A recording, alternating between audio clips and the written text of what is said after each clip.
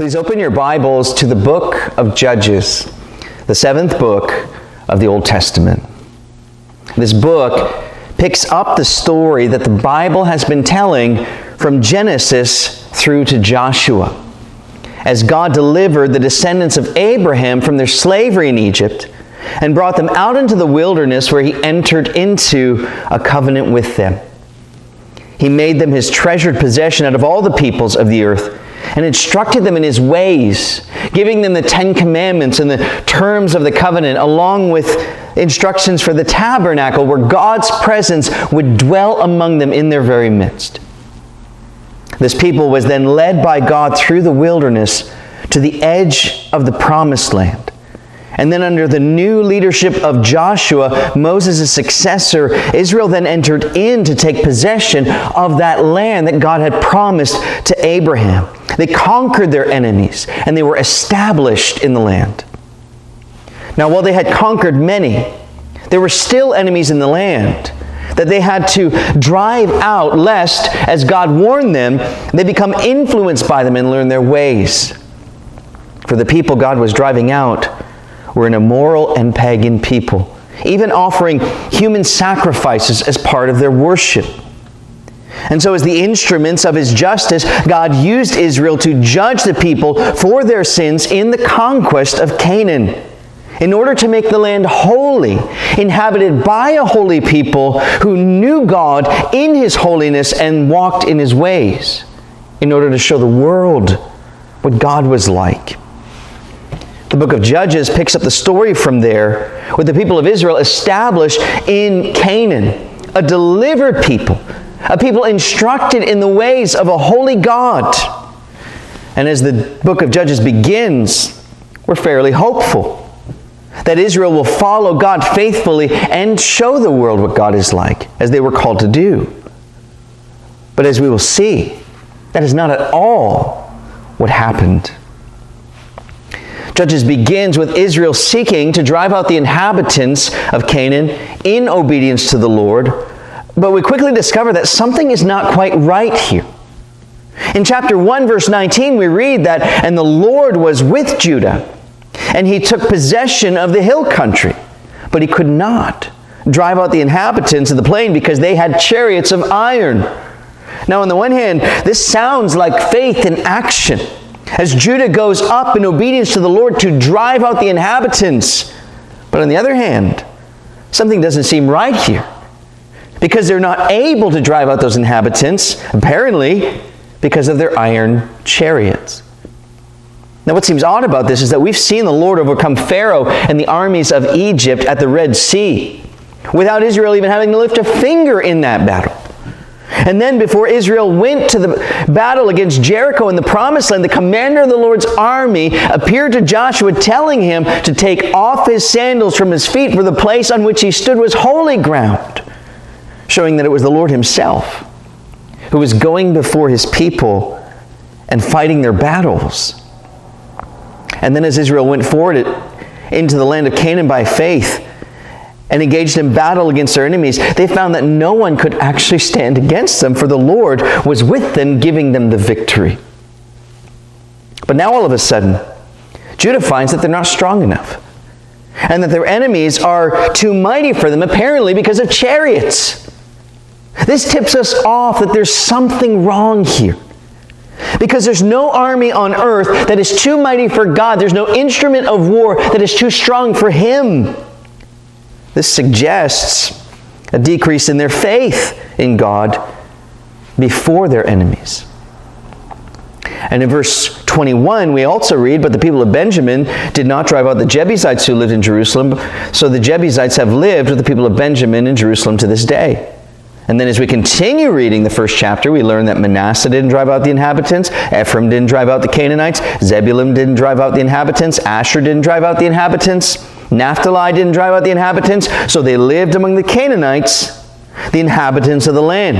We even read in verse 34 that the Amorites pressed the people of Dan back into the hill country, for they did not allow them to come down into the plain. So now we not only see a decrease in Israel's strength, against their enemies, but we actually see their enemies growing stronger against the people of God.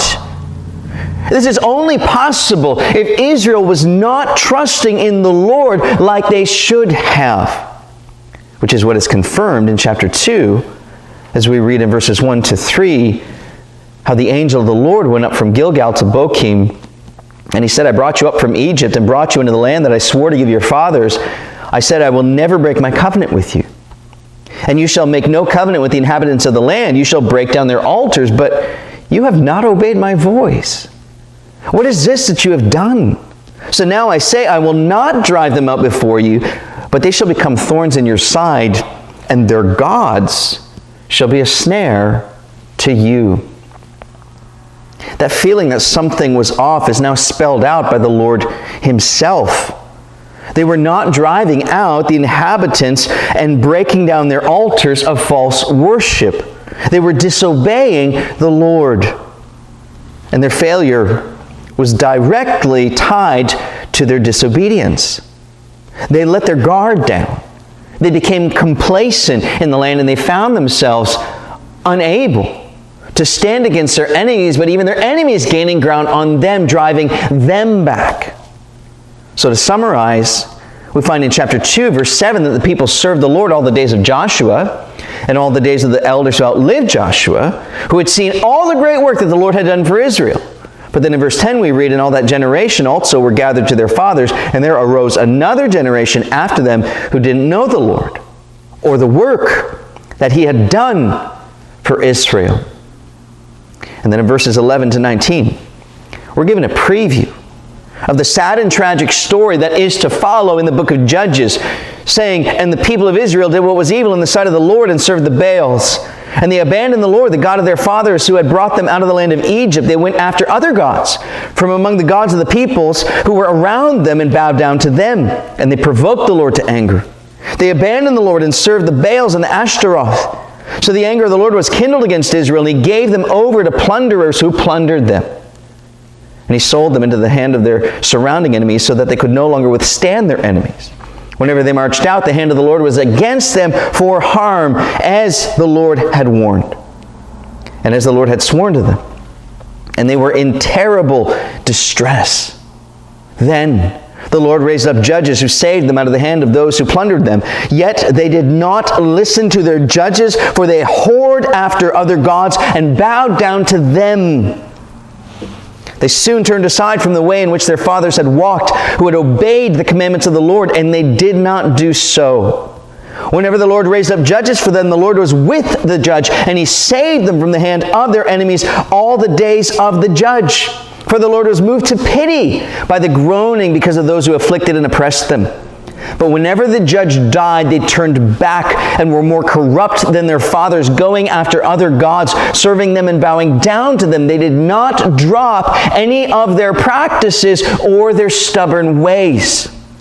And then in chapter 3, verses 5 and 6, we read, so the people of Israel lived among the Canaanites, the Hittites, the Amorites, the Perizzites, the Hivites, and the Jebusites.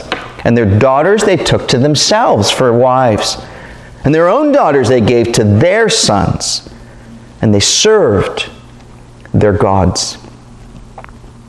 These opening chapters not only give us an introduction to the book of Judges by providing us with the setting, but they also give us a preview of everything that's to follow. Cycles of Israel rebelling against God, serving the idols of Canaan, and becoming like the people around them.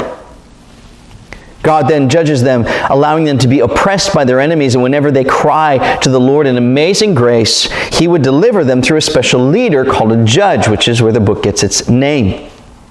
But whenever that judge died, the people would only return to their rebellion and their idolatry.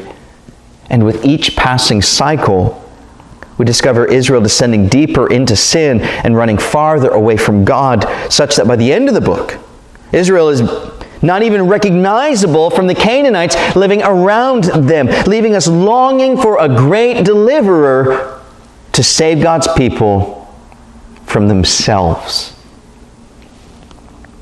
This brings us now to the main section of the book, which is found in chapters 3 through 16.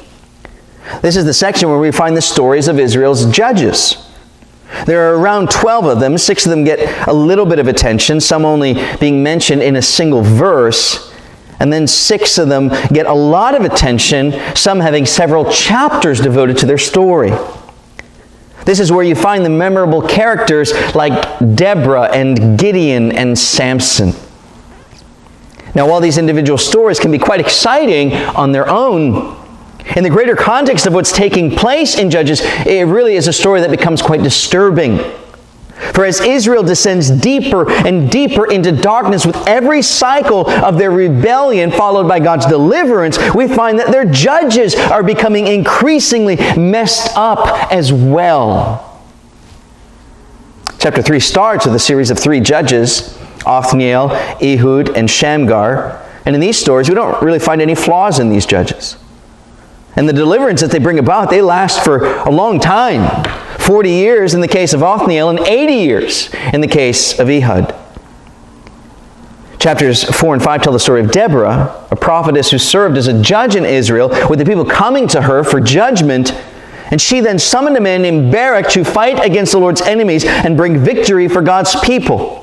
She agreed to go up with him, but declared that the road wouldn't lead to his glory, for the Lord would deliver the commander of Canaan's army into the hand of a woman. That woman, as we discover in the story, is a woman named Jael. For when the Lord routed the commander and all his chariots and all his army before Barak by the edge of the sword, Sisera, the commander of Canaan's armies, fled on foot to the tent of Jael, who welcomed him and hid him, covering him with a rug.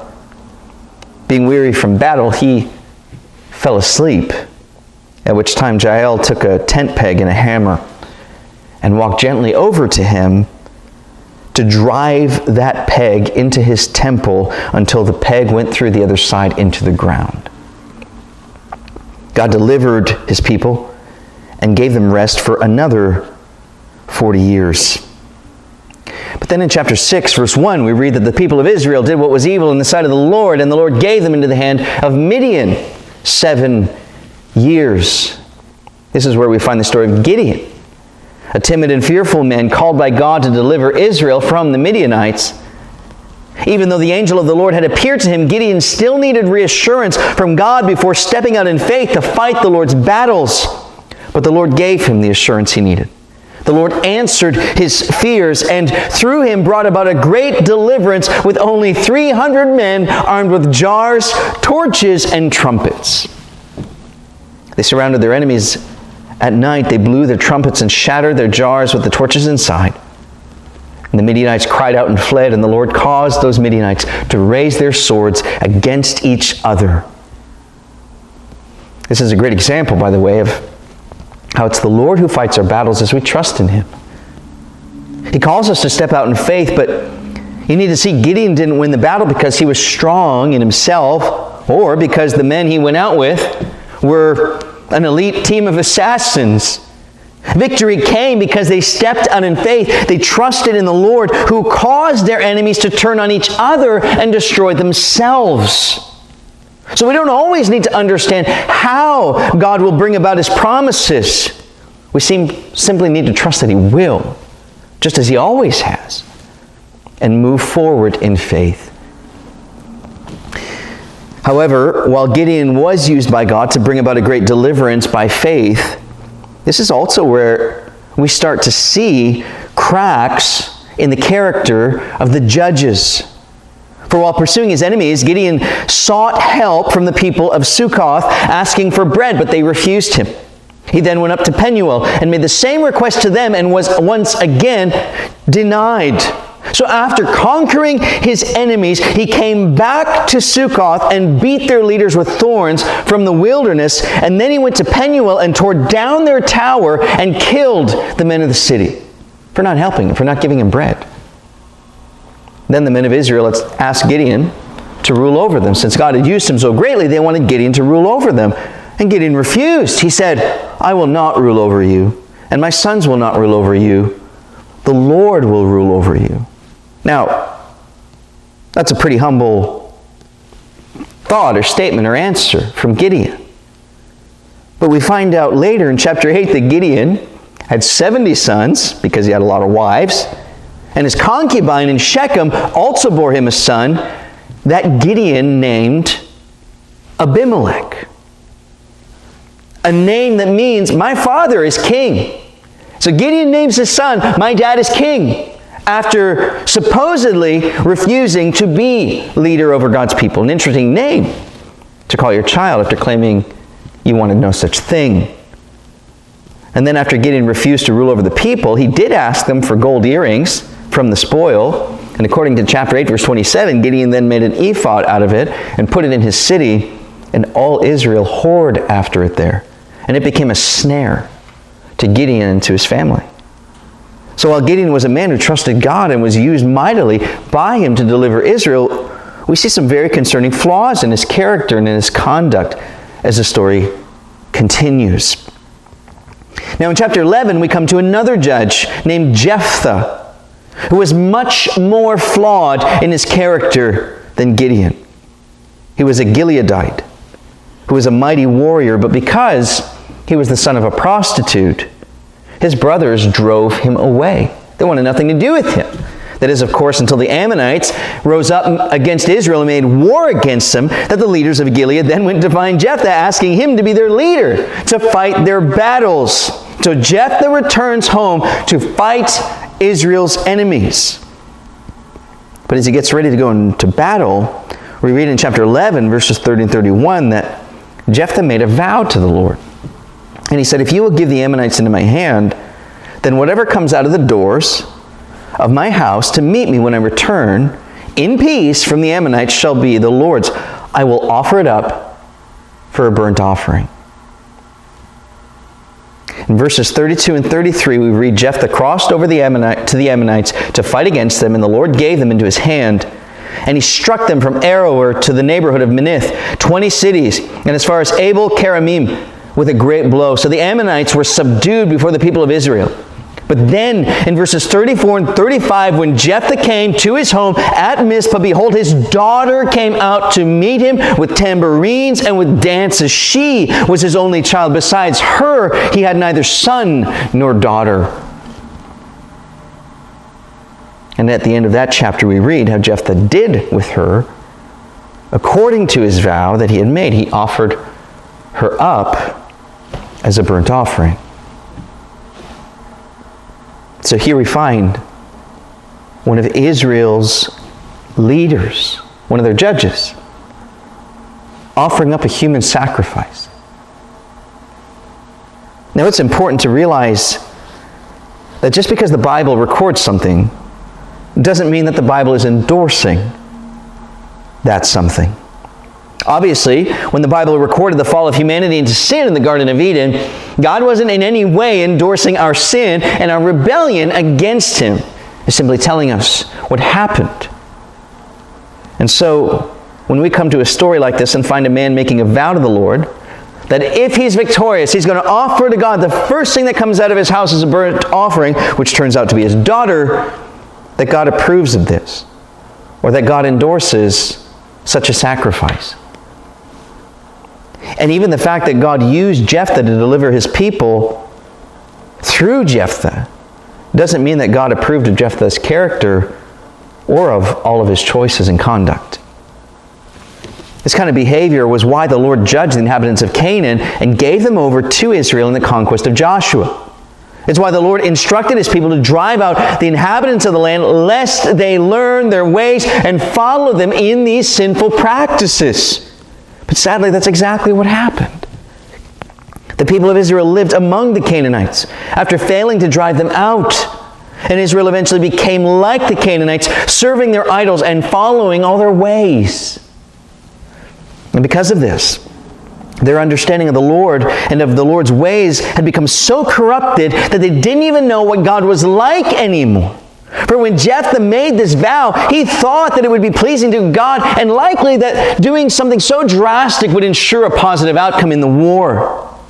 But the fact that God delivered his people through this deeply flawed man doesn't mean that God approved of that vow.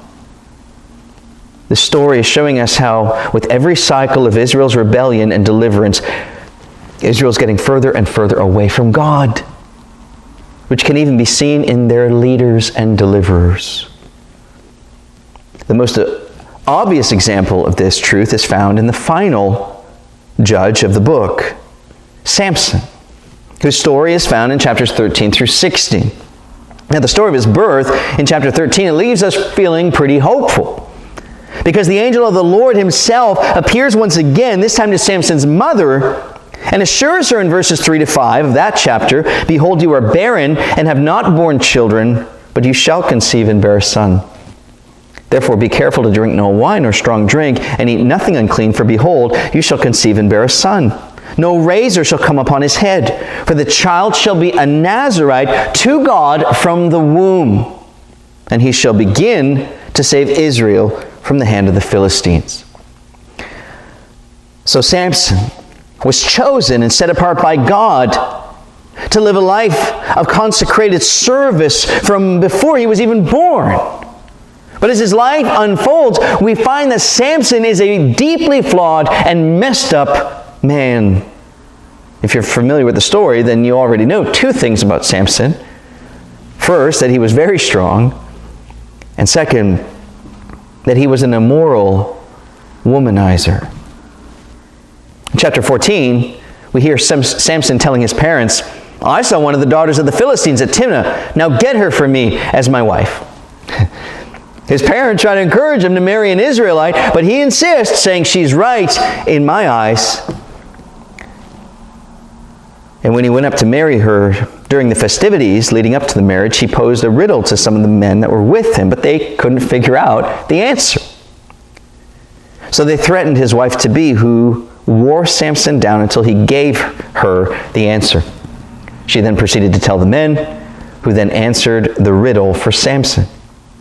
He responded to that by killing 30 Philistines in order to provide those men with the agreed prize of 30 changes of clothing.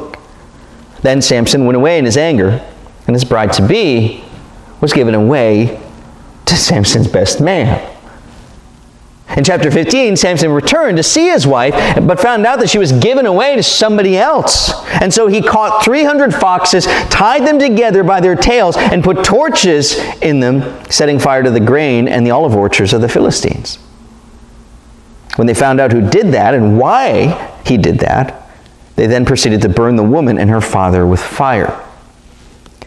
Samson responded to this by striking the people down with a very great blow.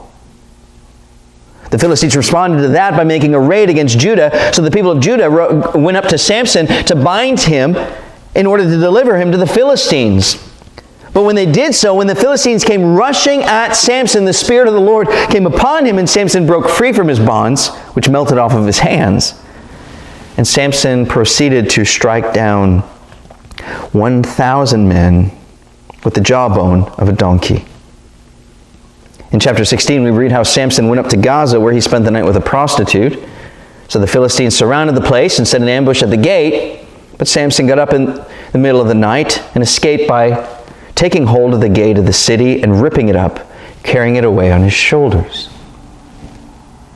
From there, he met a woman named Delilah, who was used by the Philistines to trap him, discovering the great secret of his strength, that it was his consecration unto God, that his hair had never been cut as a Nazirite, whose life was devoted to the service of God. So she cut his hair, and the Philistines came to overtake Samson, who found that his strength was gone, and they gouged out his eyes and put him in fetters. He was then made to grind at the prison mill, where his hair began to grow back. The Philistines then gathered for a great celebration of their God for giving Samson into their hands, and they had Samson brought up to provide the entertainment. But Samson prayed to the Lord for strength one last time as he leaned against the pillars of the temple, and then he proceeded to bring those pillars down, causing the temple to come crashing down on the thousands of Philistines who were gathered there, killing more of his enemies in his death than he had throughout his life.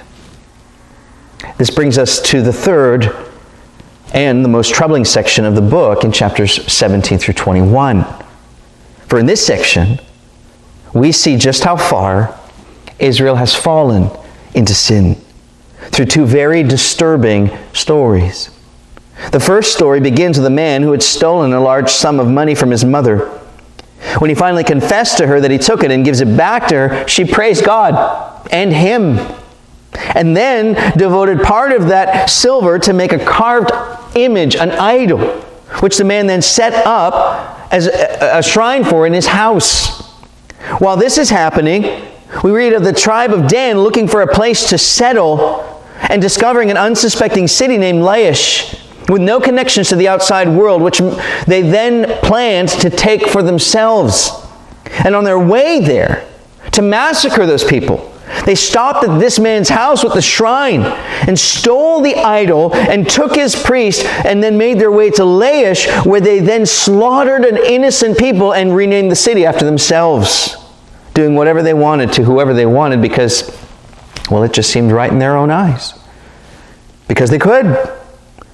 The second story tells about a Levite traveling with his concubine when they stopped for the night at a place called Gibeah. And while they were there, the men of Gibeah rose up against the place the man was staying at in order to rape him. Just like in the story of Sodom and Gomorrah. But the man then grabbed his concubine and threw her out to this crowd. And they proceeded to abuse her all night long until she lay dead in the morning. When the man found her coming out of the house, and so he took her and brought her home and cut up her corpse into 12 pieces that he then sent throughout all the tribes of Israel. The tribes of Israel then came together for civil war against the tribe of Benjamin, who had done this. A devastating war that led to tens of thousands of casualties and to a tribe in Israel almost being completely wiped out and destroyed. And the story, if it could possibly get any worse, does. Because in order to secure wives for these surviving men of Benjamin, that tribe that was almost wiped out in the civil war, since all the tribes collectively had swore to not provide them with any of their daughters in marriage, they had to figure out a way to secure wives for these people without actually giving them any. So they decided to massacre a town that didn't come to help them in the civil war, sparing only eligible young women who they then gave to the surviving Benjaminites. But this move only provided some of the women needed. They still needed more. So in order to come up with the rest, they instructed the remaining men of Benjamin who didn't have wives to go to an annual festival to the Lord at Shiloh and steal young women for themselves. This was a solution for providing enough wives for Benjamin without anyone actually giving them their daughters. It's really just a messed up story. And this story is how the book of Judges ends, with the last verse of the book declaring in chapter 1 verse 25, in those days there was no king in Israel. Everyone did what was right in his own eyes. A verse which suggests that the answer to all of this mess that we're seeing, to Israel's downward spiral, is to be found in a king. This final verse actually prepares the way for the next stage in the biblical timeline, introducing kingship in Israel, beginning with the book of Ruth, which tells us the story of a Moabite woman in the days of the Judges, who became part of the family tree of King David and of the Messiah to come, Jesus Christ. So the big question for us as we come to the end of this book of Judges is this: how can we find Christ and see the gospel of His grace in a sad and tragic book like this? And to answer that, I think that besides there being, of course, several moments in the book when the angel of the Lord appears in the story, which are divine appearances of the pre-incarnate Son of God, I think there are several ways that we can find Christ in the gospel of His grace in the story. For one thing, we can see the grace of God clearly in Judges. For even as Israel repeatedly turns from the Lord to serve false gods, and as Israel descends deeper and deeper into sin, we find that God still responds again and again to their cries to Him for help and delivers them from their enemies, continually coming to them as they cry out to Him. We can also see grace at work as He uses deeply flawed and broken people to even bring about these deliverances. This becomes even more apparent and maybe even surprising to us when we turn to the book of Hebrews in the New Testament and discover that some of these very flawed characters in the book of Judges are included in the hall of faith in Hebrews chapter 11, including Gideon, Samson, and Jephthah. Which means that no matter how sinful God's people have become, and no matter how far away they've strayed from Him, whenever they cry out to Him in faith, He will rise up to deliver them by grace.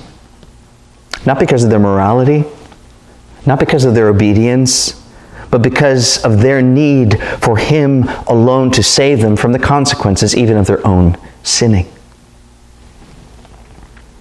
And also, we need to see that even those God chooses to use are often flawed and broken themselves, just like we see in Judges. And yet the Spirit of God still came upon their lives and still used them to deliver others as they trusted in the Lord, because ultimately He is the real and true deliverer of His people. And He'll even use broken vessels to bring that about.